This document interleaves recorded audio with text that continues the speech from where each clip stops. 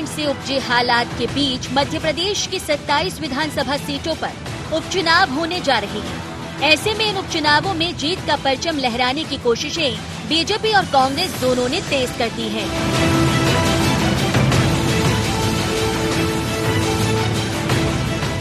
भाजपा को सत्ता से बेदखल करने की कोशिश में कांग्रेस ने सदन से लेकर सड़क तक शिवराज सरकार को घेरने का प्लान बनाया है। इसके तहत वो बिजली और किसानों के मुद्दे पर प्रदेश स्तर से ब्लॉक स्तर तक बड़ा आंदोलन करने जा रही है। साफ है कि जो कांग्रेस पार्टी पहले सोशल मीडिया पर सत्ता की चाबी खोज रही थी, वो समझ चुकी है कि केवल सोशल मीडिया के माध्यम से शिवराज सरकार की घेराबंदी करने से उसका काम नहीं चलेगा। अगर वो जल्दी से जल्दी मैदान में एक्टिव नहीं हुई तो सत्ता की चाबी उससे और दूर चली जाएगी।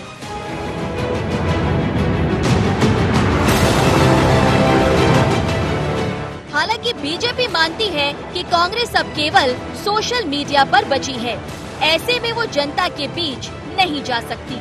कांग्रेस किसानों के बीच में जा नहीं सकती, जनता के बीच में जा नहीं सकती। कांग्रेस जो भी है वो फेसबुक, ट्विटर, सोशल मीडिया, इस पे ही कांग्रेस है। इसके अलावा कांग्रेस मैदान में नहीं है। तो जब मैदान में नहीं है तो ये सब करेंगे कैसे? स्थिति ये हो गई है कि अपराध भी बढ़ने लगे। जब इतना सब कुछ होगा तो कांग्रेस पार्टी अपनी भूमिका का निर्वहन बड़ी जिम्मेदारी के साथ में करेगी। कांग्रेस सड़क पर उतर के जनता की समस्याओं को उठाएगी, जनता को जागृत करेगी और सरकार को मजबूर करेगी कि वो जनता के हितों पर ध्यान दे, जनता की समस्याएं हल करे। दशक से भी लंबे इंतजार के बाद कांग्रेस मध्य प्रदेश की सत्ता भाजपा से छीनने में सफल हुई थी, लेकिन लगभग 1.5 साल में उसने इसे गंवा दिया।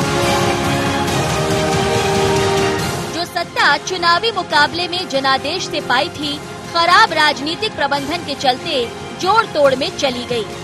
लेकिन उपचुनाव में उसके पास एक बार फिर इसे हासिल करने का मौका है।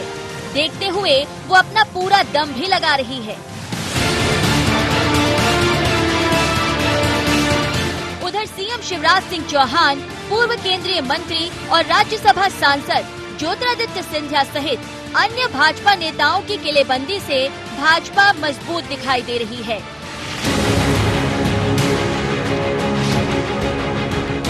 देखना दिलचस्प होगा कि उपचुनाव में इस जोड़ी के सामने कांग्रेस की रणनीति किस हद तक सफल रहती है। Desk report IND 24।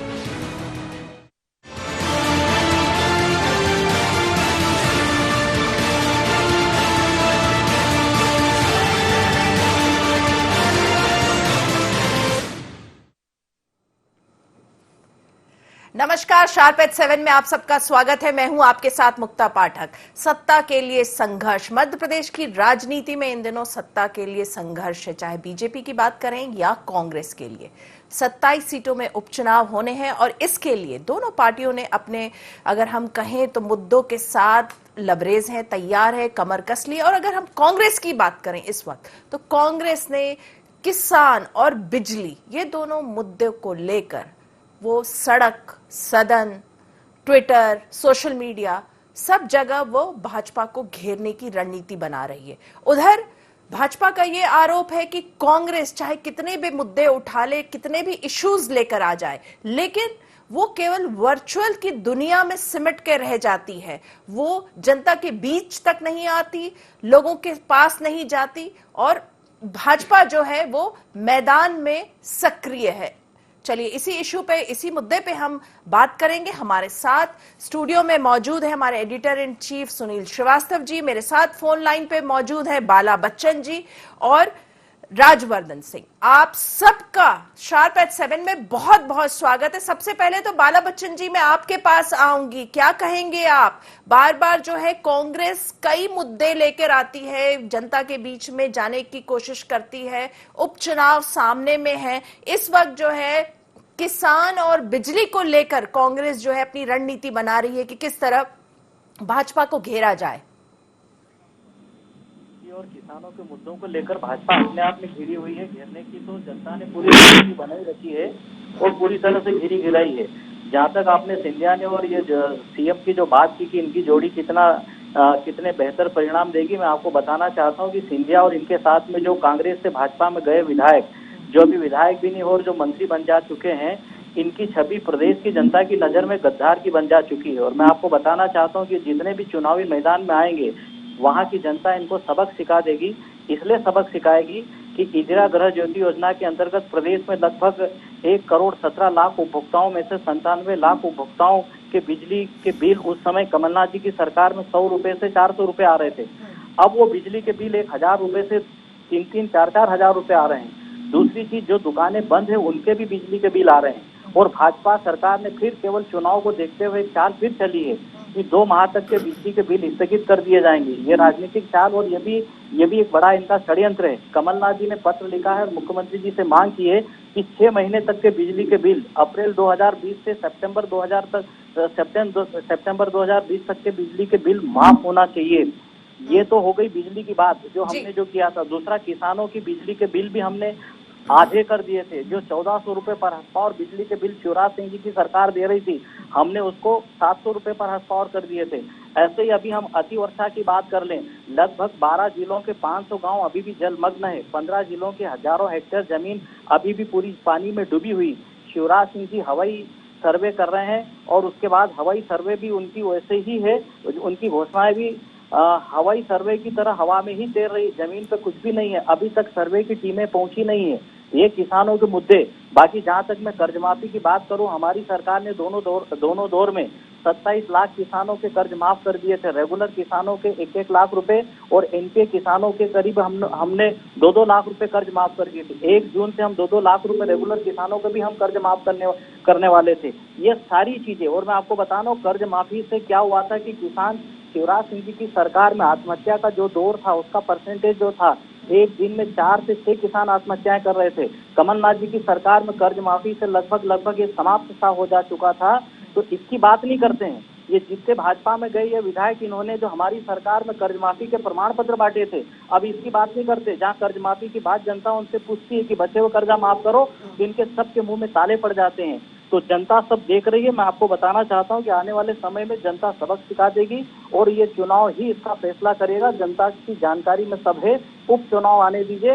वापस मैं आपको बताना चाहता हूं कि हम बड़ी बहुमत से आएंगे और फिर हमारी सरकार बनेगी। और हमने जो वचन दिया था मेन चुनाव में, उसके मुताबिक उसको आप लोग पूरा करेंगे। पूछ लेती हूँ, राजवर्धन सिंह जी, आप इत्तेफाक रखते हैं बाला बच्चन जी से?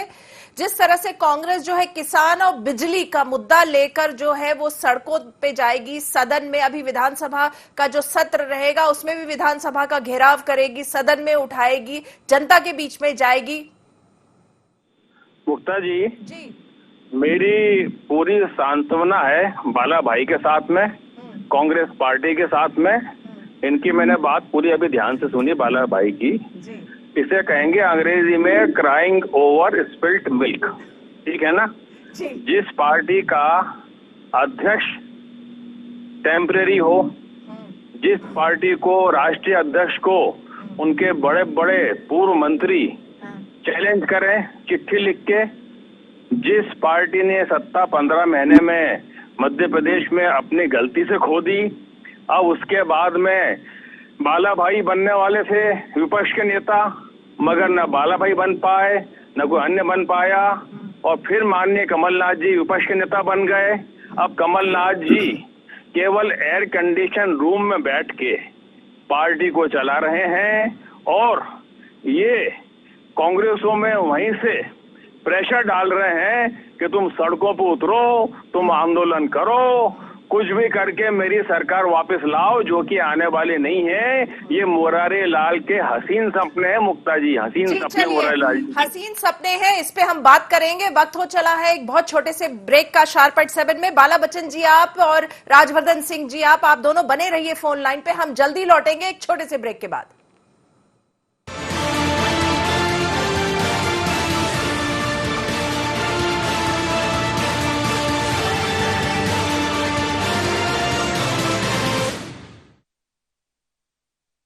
बाबा इलायची को जैसे ही चखा तो लगा कि लाइफ के हर टेस्ट में होना चाहिए प्लेजर।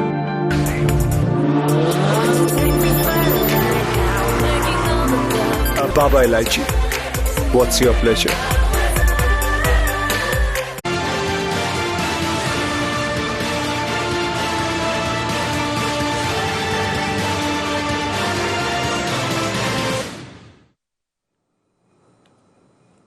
ब्रेक के बाद आप सबका एक बार फिर से स्वागत है। हम बात कर रहे थे सत्ता के लिए संघर्ष, और जिस तरह से अभी हमने सुना बाला बच्चन जी को और राजवर्धन सिंह जी को। चलिए हम चलते हैं सुनील श्रीवास्तव जी के पास। सुनील जी, आप क्या कहेंगे? बाला बच्चन जी कह रहे हैं कि देखिए हमारे पास इश्यूज हैं, उसको मुद्दे हैं, हम लेके जनता के बीच में जाएंगे और जनता हमें सपोर्ट करेगी। राजवर्धन सिंह जी कह रहे हैं ये तो हसीन सपने हैं जो कांग्रेस देख रही है। देखिए मुक्ता जी, अगर कांग्रेस की बात करें तो कांग्रेस के पास पिछले 15 सालों में भी बहुत सारे मुद्दे थे, लेकिन कांग्रेस उन मुद्दों को उतने बेहतर तरीके से जनता के बीच नहीं रख पाती थी। चाहे हम सदन की बात करें या सड़क की बात करें, उतने प्रभावी आंदोलन उन 15 सालों में नहीं हुए हैं।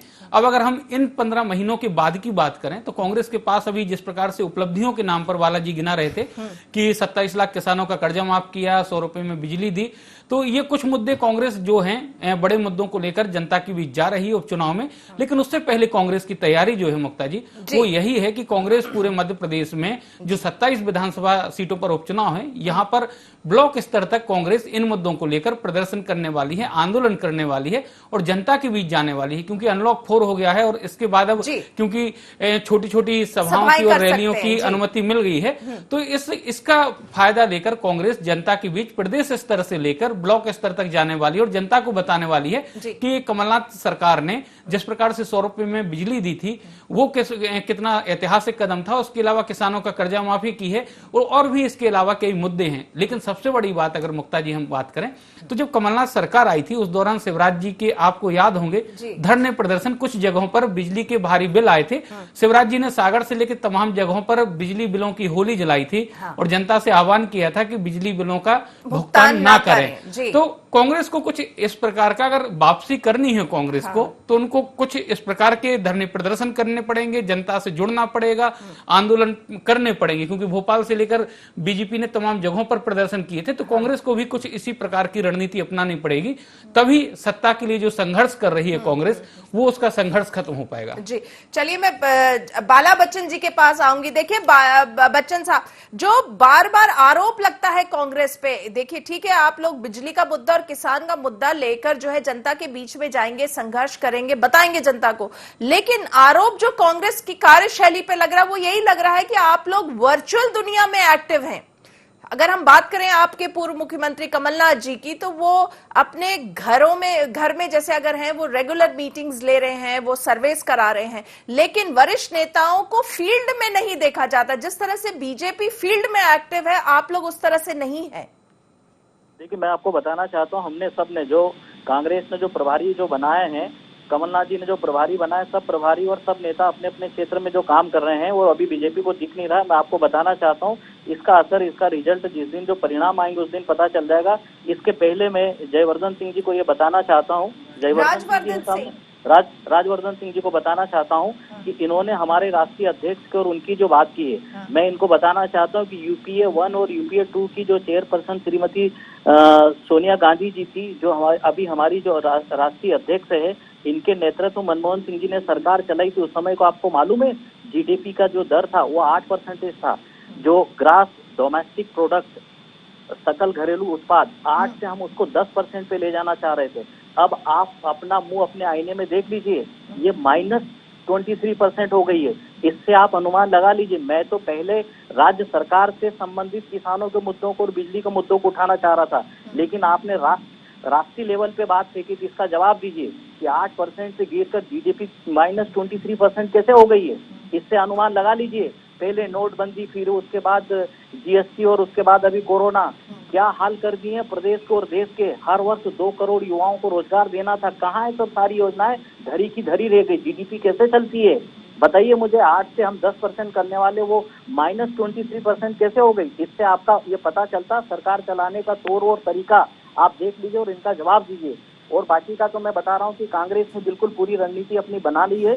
बिजली और किसानों के मुद्दों को कांग्रेस सदन से कांग्रेस जो इसको सदन से सड़क तक उठाएगी और हमारा पूरा नेटवर्क और हमारा पूरा जाल इसका तैयार हो जा चुका है और इसका जवाब जनता इनको आने वाले उपचुनाव में देगी और इसका हिसाब भी लेगी कि कमलनाथ जी की सरकार शुद्ध के लिए युद्ध चला रही थी, गुंडे भूमिगत हो जा चुके थे, उसके बाद निवेशक बड़ी मात्रा में हमारे प्रदेश में आ रहे थे, तेज गति से सब तरह से इंफ्रास्ट्रक्चर हो रहा था, सर्वहारा वर्ग का सर्वांगीण विकास हो रहा था। इसका जवाब ये दे, मैं समझता हूँ कि उपचुनाव में सारी चीजें स्पष्ट हो जाएगी और जनता हमारे साथ जो इस तरह अभी जो त्राही जो कर रही है हमारा साथ देगी और फिर हमारी सरकार बनेगी।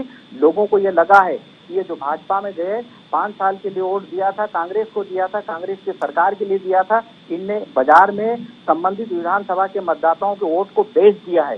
इसका जबरदस्त आक्रोश और गुस्सा है। जी चलिए पूछ लेती हूँ, राजवर्धन सिंह जी से पूछ लेती हूँ। आपने जितनी बातें कही है, राजवर्धन सिंह जी आप सुन रहे होंगे बाला बच्चन जी को, क्या कहेंगे आप? मुक्ता जी, पहली बात तो मैं कहना चाहता हूं कि माननीय बाला बच्चन जी बड़े कंफ्यूज हो रहे हैं। राज्यवर्धन को जयवर्धन बोल रहे हैं, जयवर्धन को राज्यवर्धन बोल रहे हैं। जब यही कंफ्यूज है तो इतनी लंबी अगर ये भाषण देंगे तो वो सारा कंफ्यूजन का भाषण है मुक्ता जी। ये कॉमनवेल्थ की बात करना, यूपीए 2 की बात करना, देश की बात करना, किसानों की बात करना, ये सारे के सारे काम माननीय प्रधानमंत्री नरेंद्र मोदी कर चुके हैं, माननीय शिवराज सिंह जी कर चुके हैं। इनके पास मुद्दे नहीं हैं, ये केवल कंफ्यूज हो रहे हैं और कंफ्यूजन में। चलिए ठीक है, लेकिन जो जीडीपी को लेकर उन्होंने बात कही उस पर आप क्या कहेंगे? मुक्ता जी, पूरे विश्व में कोरोना वायरस ने हाहाकार मचा रखा है और पिछले 6 महीने से हमारे यहाँ सारे उद्योग चौपट हो गए हैं, काम धंधे चौपट हो गए हैं, लाखों मजदूर पलायन कर गए हैं, तो लॉकडाउन हो गया है। तो जीडीपी नहीं गिरेगी तो क्या जीडीपी बढ़ेगी? अब ये कहते हैं कि शिवराज जी हवाई सर्वे कर रहे हैं, 12 जिलों में पानी भरा हुआ है, तो क्या पनडुब्बी से सर्वे कर रहे हैं? वो आप बता दें बालाजी, काहे से सर्वे करें? हवाई जहाज से न करें तो जीडीपी गिरी हुई है, जीडीपी फिर उठ जाएगी। ये कोरोना खत्म हो जाने दीजिए आप, और उसके बाद कांग्रेस भी खत्म होने वाली है तो अपने आप जीडीपी उठ जाएगी हिंदुस्तान की। और क्या खत्म होने से जीडीपी कैसे उठ जाएगी? जब ये इनके जो कंफ्यूज जो लोग हैं, ये सब चुनाव हार जाएंगे, अच्छे लोग आ जाएंगे सदन में और अच्छे काम होंगे तो जीडीपी डेफिनेटली ऊपर जाएगी। चलिए पूछ लेती हूँ ये बात, बाला बच्चन जी, कांग्रेस खत्म हो जाएगी, आप लोगों के विधायक हार जाएंगे तो जीडीपी उठ जाएगी? आप समझ लो, अनुमान लगा लो कि ये इनको कितना गुरूर है सत्ता का। और दूसरा, मैंने कॉमनवेल्थ की तो बात ही नहीं की, आप गवाह है मेरी इस डिबेट की। कॉमनवेल्थ की मैंने बात कहाँ की? ये जानते कॉमनवेल्थ क्या होता है? चलिए हम मेरा जो सवाल है, जीडीपी उठाने के लिए कांग्रेस को खत्म होने का इंतजार करोगे, तब तक प्रदेश और देश के हर वर्ग का हाल क्या कर डालोगे आप? ये सत्ता का इनको गुरूर है, सत्ता का चश्मा चढ़ा हुआ है। और जिस तरह से सरकारें और सत्ताएं बनाने का तरीका इनने जो ढूंढ लिया है कि चुने चुनाए जनप्रतिनिधियों को मैनेज करो, सेट करो और उसके बाद फिर उनकी बोली लगा के उनकी सरकारों को गिराओ, ये जनता का ध्यान क्यों देंगे? इनको तो ये तरीका वो, लेकिन अब जनता ने सीख लिया और मध्य प्रदेश से सबक सिखाएगी। मध्य प्रदेश से इनका ये सब प्रयोग करना, ये सब बंद कर देंगे, ये ध्यान रखना। उपचुनाव में मध्य प्रदेश की जनता इनसे सब पूरा हिसाब चुकता कर लेंगे। चलिए हिसाब आप लोग चुका लेंगे, आप लोग इनको कर देंगे, लेकिन मेरा जो सवाल था कि कांग्रेस फील्ड से नदारत है, वर्चुअल दुनिया में सिमट के रह गई है, ये देखने को मिल रहा है, इस पर आप क्या कहेंगे?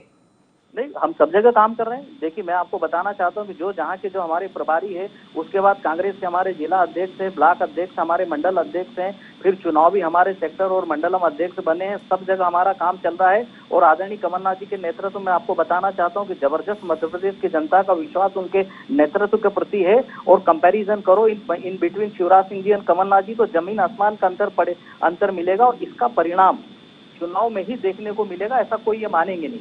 चलिए राजवर्धन सिंह जी, आप मानेंगे कि जमीन आसमान का अंतर है शिवराज सिंह चौहान और कमलनाथ जी में? आसमान का अंतर है ही मुक्ता जी।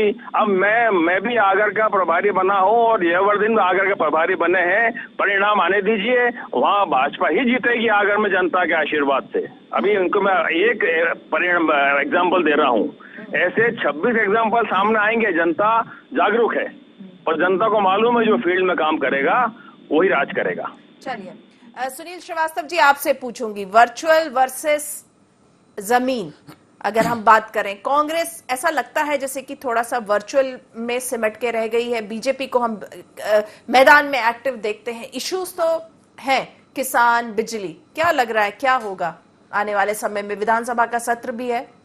देखिए, दोनों जगह अगर मुक्ता जी बात करें तो वर्चुअल और एक्चुअल दोनों ही महत्वपूर्ण है राजनीति में। क्योंकि वर्चुअल माध्यम इसलिए भी क्योंकि बहुत सारे ऐसे दूर दराज के गांव हैं, या फिर मतदाताओं की बात करें जो युवा मतदाता हैं, जो वर्चुअल से ज्यादा जुड़े रहते हैं, जो मीडिया में या तो हम चैनल्स की बात करें, न्यूज चैनल्स की, वो नहीं देखते, अखबार नहीं पढ़ते। कई लोग सिर्फ वेबसाइटों पर या फिर वर्चुअल तरीके से अपना काम करते हैं। तो ऐसे लोगों के लिए अपनी बात पहुंचाने का वर्चुअल सबसे बेहतर तरीका है। एक्चुअल इसलिए भी क्योंकि कई ऐसे गांव हैं दूर दराज के जहां पर आज भी मोबाइल सिग्नल तो छोड़िए, मोबाइल टावर या मोबाइल सिग्नल तक नहीं पहुंचे, मोबाइल नहीं पहुंचे।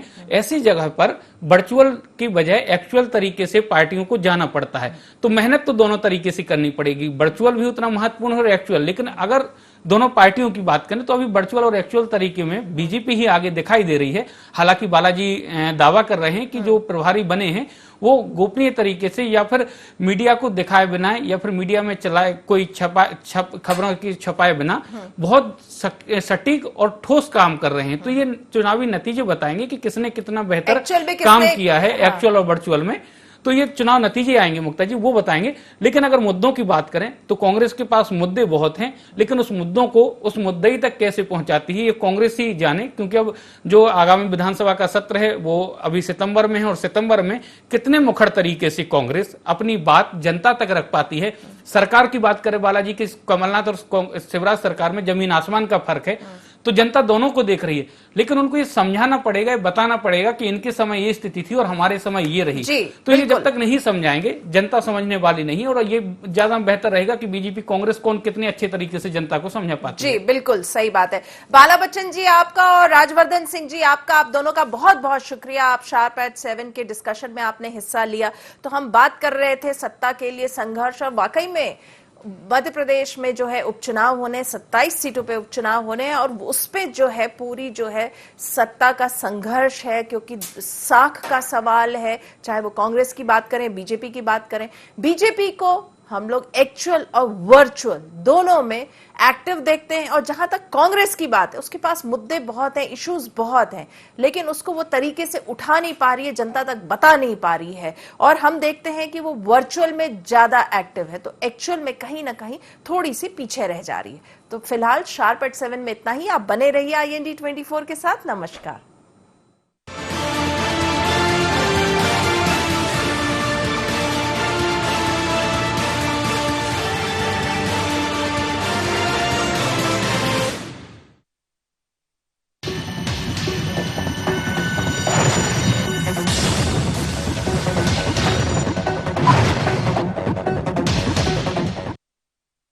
बाबा इलायची को जैसे चखा तो लगा कि लाइफ के हर टेस्ट में होना चाहिए प्लेजर।